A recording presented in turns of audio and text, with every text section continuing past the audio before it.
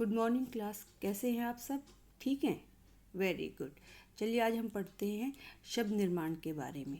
अब शब्द निर्माण के बारे में सबसे पहले पढ़ेंगे उपसर्ग किसे कहते हैं। बेटा उपसर्ग क्या होते हैं?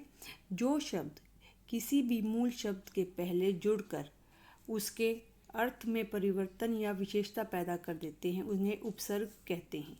यानी कि जो भी शब्द, कुछ ऐसे शब्द जो मूल शब्द होता है उसके पहले लगकर उस शब्द का अर्थ बदल देते हैं या उस शब्द में कोई नई विशेषता पैदा कर देते हैं। जैसे अब हमने यहाँ पे क्या, आ जमा हार, यानी कि हार हमारा क्या है, यहाँ पे मूल शब्द है और आ है उपसर्ग।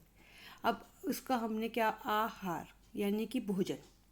अब नीचे वाले एक उसमें देखो उप जमा हार, अब हार के साथ हमने उप उपसर्ग लगाया तो क्या हो गया, उपहार।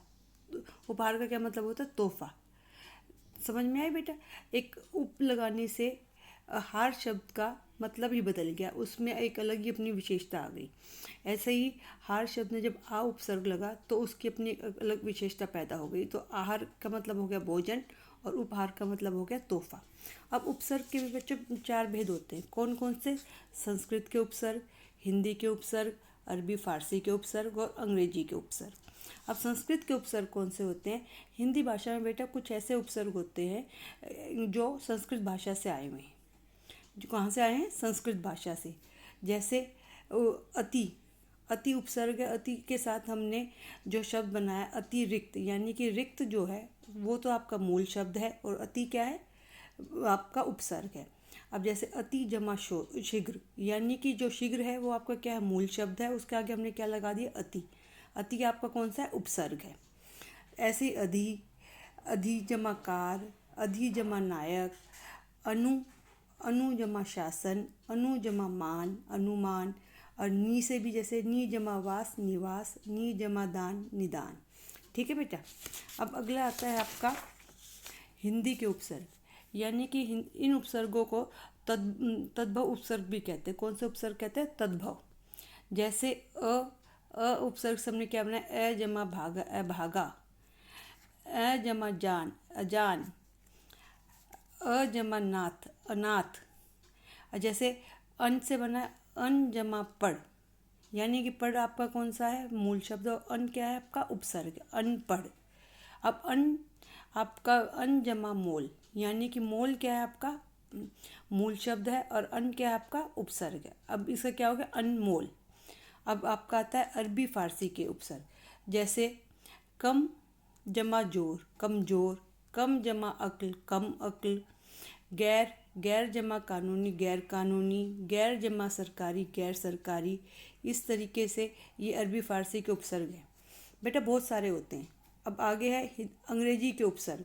अंग्रेजी के जैसे चीफ, अब कौन है चीफ, क्या आपका अंग्रेजी का शब्द है ना, तो chief minister, chief secretary, vice, vice principal, vice chancellor, बहुत सारे शब्द जिसमें अंग्रेजी शब्दों का प्रयोग करा जाता है। अब ऐसे ही आपका आता है बेटा प्रत्यय। अब प्रत्यय क्या होता है बेटा? प्रत्यय जैसे जो शब्द किसी शब्द के अंत में जुड़कर नया शब्द बनाते हैं उसे प्रत्यय कहते हैं। यानी कि जो शब्द मूल शब्द के अंत में जुड़ते हैं, बाद में जुड़ते हैं, उसे क्या कहते हैं, प्रत्यय। अब उपसर्ग तो आपके शब्द के पहले जुड़ते हैं और प्रत्यय आपके शब्द के बाद में जुड़ते हैं। अब क्या है, प्रत्यय के भी 2 भेद होते हैं, कृत प्रत्यय और तद्धित प्रत्यय। कौन कौन से? कृत प्रत्यय और तद्धित प्रत्यय।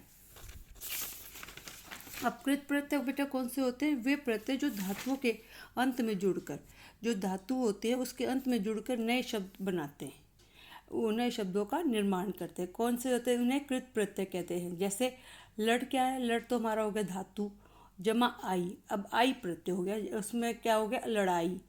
अब हंस जमा ई, हंस तो आपको हो गया धातु और ई हो गया प्रत्यय, क्या हो गया, हंसी। अब ऐसे मिल, मिल आपको हो गया धातु और आवट हो गया प्रत्यय, मिलावट। ठीक है बेटा? अब आपका आगे तद्धित प्रत्यय। तद्धित प्रत्यय कौन से होते हैं? संज्ञा, सर्वनाम, विशेषण आदि के पीछे लगकर या अंत में लगने वाले प्रत्ययों को तद्धित प्रत्यय कहते हैं। ठीक है? जैसे अपना जमापन, अपनापन, मानव जमाता, मानवता। अब जैसे वाला प्रत्यय लगा के हम कोई भी शब्द बना सकते हैं, सब्जी वाला, कोई सब्जी वाला, दूध वाला, कोई भी शब्द हम ऐसे बना सकते हैं। मेन आपको बेटा इन चीज़ों का ध्यान रखना है, दो चीज़ों का, जो प्रत्यय होते हैं वो शब्द के अंत में लगते हैं और उपसर्ग होते हैं वो शब्द के प्रारंभ में लगकर शब्द की विशेषता शब्द में विशेषता ला देते हैं या शब्द का अर्थ बदल देते हैं। ठीक है बेटा, आज की क्लास में इतना ही। धन्यवाद।